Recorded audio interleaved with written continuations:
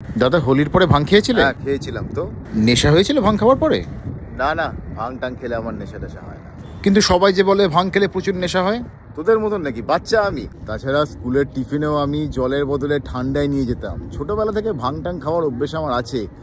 আমার কিচ্ছু হয় না, নেশা টেশা হয় না। কি বলছো? ভাং খেয়ে তোমার সব মনে থাকে? হ্যাঁ, মনে থাকবে না কেন? ভাং খেলাম, নিয়ে এখন সুন্দর ঘুরে বেড়াচ্ছি, আমার কিচ্ছু হয় না। তাহলে যে রিলগুলোতে দেখায় ভাং খেয়ে সবাই খুব নেশা করছে, সব ভুলে যাচ্ছে। বলিউড দেখে ইতিহাস শিখবি, রিল দেখে জীবন বিজ্ঞান শিখবি, এইসব করলে হবে? ভাং খেলে কিচ্ছু হয় না। আমাকে দেখ না, সুন্দর নর্মাল ঘুরে বেড়াচ্ছি। ওইসব বলে ওরা কিচ্ছু হয় না, কিচ্ছু হয় না। কোথায় এখন ঘুরছো দাদা? কোথায় আছি আমি এখন? প্রিন্সেপ ঘাটে এসেছি তো। দাদা, এটা মন্দারমণি। প্রিন্সেপ ঘাট নয়, এটা মন্দারমণি। তাই ভাবছি গঙ্গাটা এত বড় হয়ে গেল কেমন করে? এটা মন্দারমণি না?